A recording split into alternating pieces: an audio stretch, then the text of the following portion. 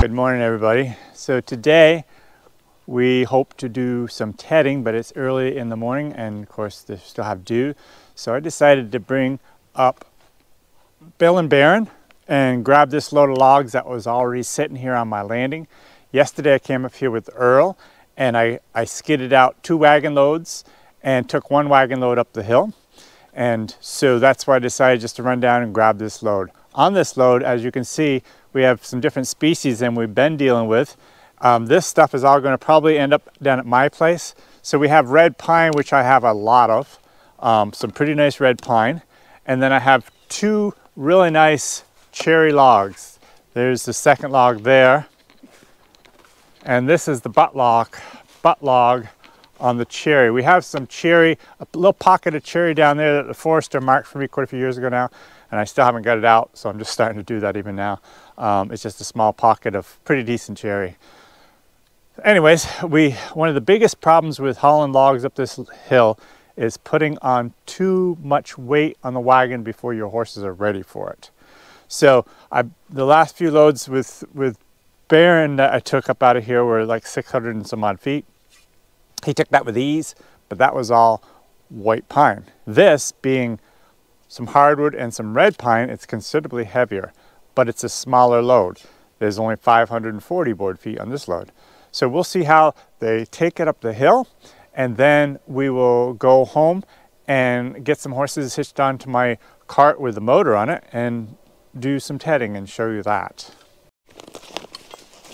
Back here. Back here.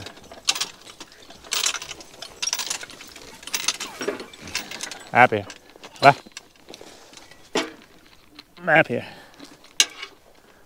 Back here. Back. Back. Back. Oh. Oh. Back. Back.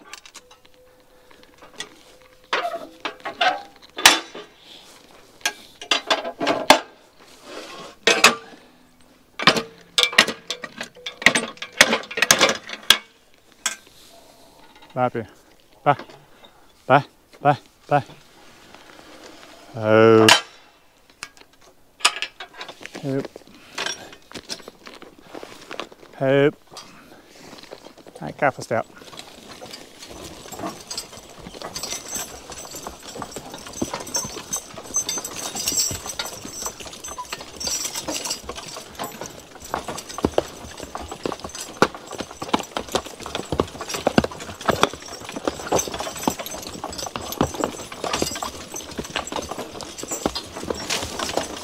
Careful.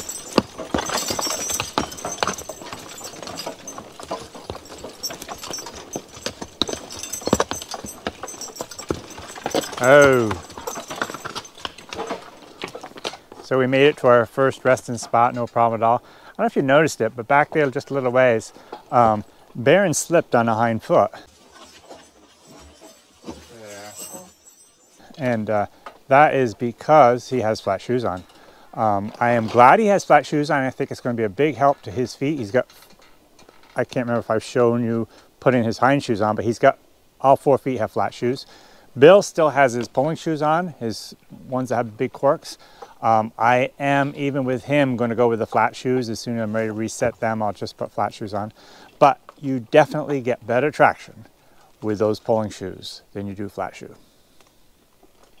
All right, cuffs up. definitely.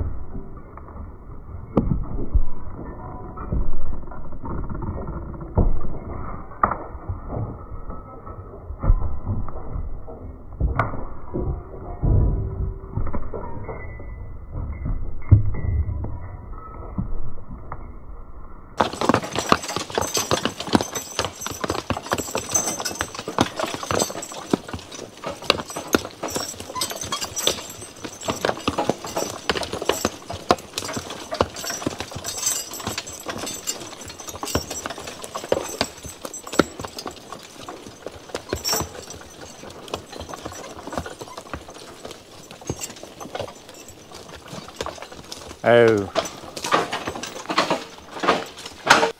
that cuffed up.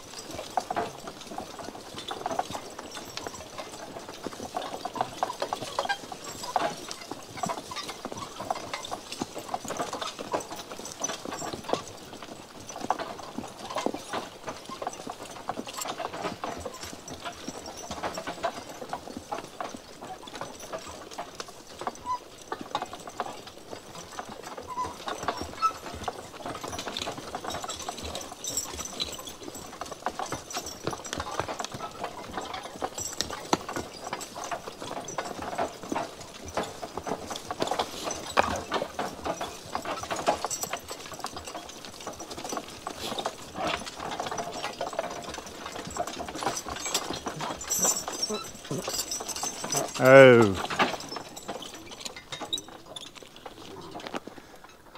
Okay, another load down the landing, and now we're going to head back down to the farm and see about tedding some hay.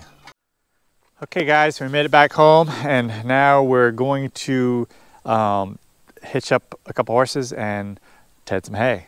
So this is my tedder that I've had for a while, and this is my cart that I have with a power takeoff unit on it. So it's a 13 horsepower motor. It's a Honda motor, and so it is set up with a power takeoff. So we just hitched up the power takeoff and the cart, the tedder to the cart, and so it's set up with a handle right here to put it in and out of gear. After I start it up, I can put it in and out of gear. And what that does, over here, it releases this right there, puts pressure down here to make the belt tight. Very simple setup, but it works really well. When horses aren't used to it, of course, it scares them. So what I normally do is I bring the horses out, tie them to the truck body where they're comfortable, and then I'll start the motor up, and then I'll start the tether up, and let them get used to it right here until they're used to it. So today I'm going to bring out Bell and Baron again, and this year I have actually used this tether very little with the horses. I don't even remember when I used it last with the horses, because I've been short-handed and because of the short pockets of time we've had between the rain. I've had to really hustle and get the hay tedded, so I've used the tractor more than I've used the horses. But right now things are a little bit slower with second cutting, so I have time to use the horses, and that's what I'm going to do, and I want to show you show you how we do it. So let's go get Bill and Baron out here, and we'll start it up. I don't know if I've even used Baron on this before, so I'm going to start it up right here before we go to the fields. Okay, so I got Bill and Baron hitched up, and like I said, I'm not positive that Baron's been on this, although he probably was even last year, but I'm assuming he has. And I'm not assuming he's going to be too scared of it, although I've been wrong many times before. So let's see, I'm going to start it up without it in gear, and then I'm going to put it in gear.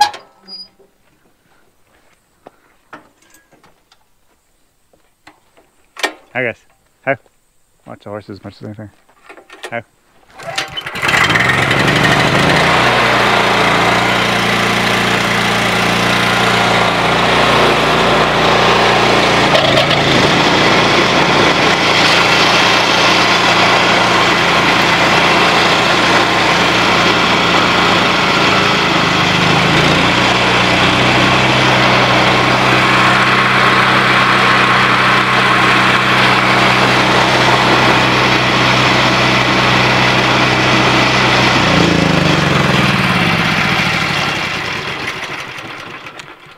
Okay, so that was no issue at all to Baron or even Bill, of course.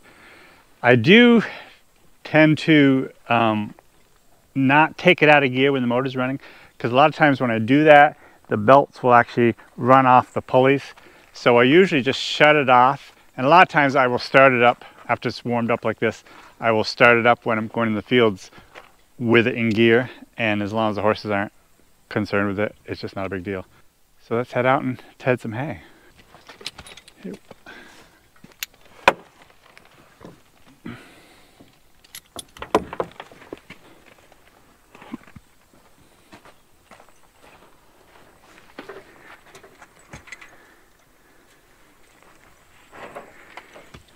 You know, it's really neat and kind of fun. If you guys remember last summer, or maybe it was even last spring, whatever, I was dealing with Baron, and I would having trouble every time I jumped on the cart. He'd move, he wouldn't stand still. And now, I mean, it's so nice to have a horse that just, I can jump on the cart and he just stands still until I tell him to go. And that's what happens just from the slow progress of training. So that's great. Happy, ha, ha, ha, ha.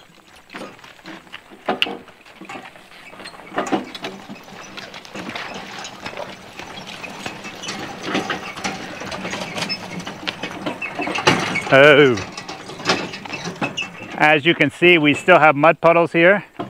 As nice a weather as we've been having, it is still not dry here. Oh, oh. But it is starting to get that way, which is great. I cussed out.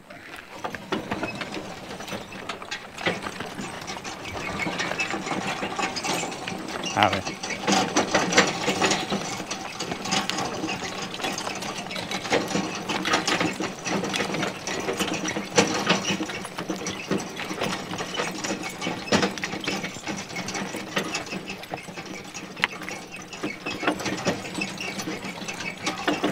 Have it, have it, have it. Ha, yip, ha, ha, ha, ha, ha. Oh. So here I am ready to go in the field. When I ted this hay, my cutter bar is a 6-foot cut, so I'm only cutting 6 feet, and with the swath board, it's actually making so there's only like 5 feet of actual grass showing. And this is a 8 or a 9-foot tedder. I'm not sure exactly what it is, but it's kind of a halfway in between one swath and two.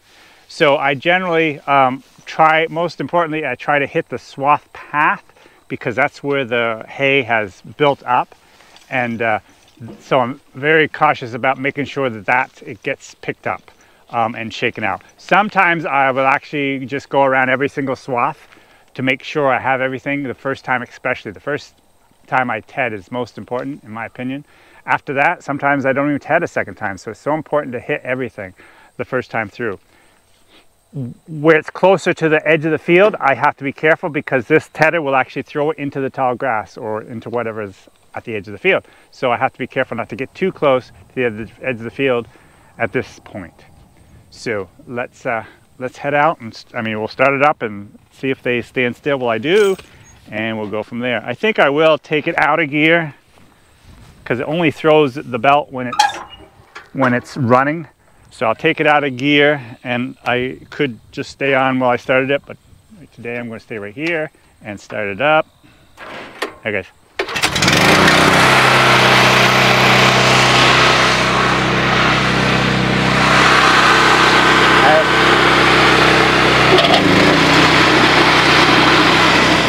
Like that.